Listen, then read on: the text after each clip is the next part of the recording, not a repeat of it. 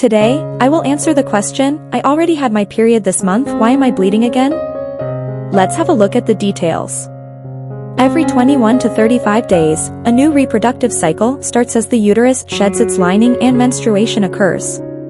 Period flow can last anywhere from a few days to a week and can range from light to heavy. But if you're bleeding 14 days after your last period, don't jump to the conclusion that it's necessarily a second period.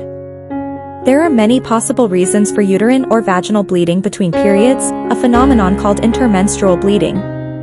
There are different types of bleeding that can occur between your periods. Spotting, this is when there's just a red tinge on the toilet paper or a drop or two of blood in your underwear. Medically, it's only considered spotting if it's not during your period and doesn't require you to use a pad or tampon. Light bleeding, this type of bleeding occurs just before or after your period and isn't technically spotting. It's considered part of your period.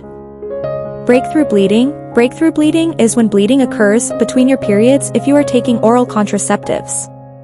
It's usually caused by low estrogen levels.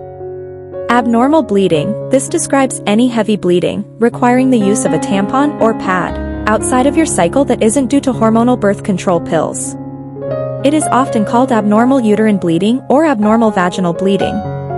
There are some other causes of bleeding between periods that may include endometriosis, polyps, growths in your uterus or cervix, inflammation of your cervix, abnormalities in the cervix or uterus, fibroids, an ectopic pregnancy or the start of a miscarriage, and cancer. Don't be panicked. Consult a gynecologist and she will figure out the issue.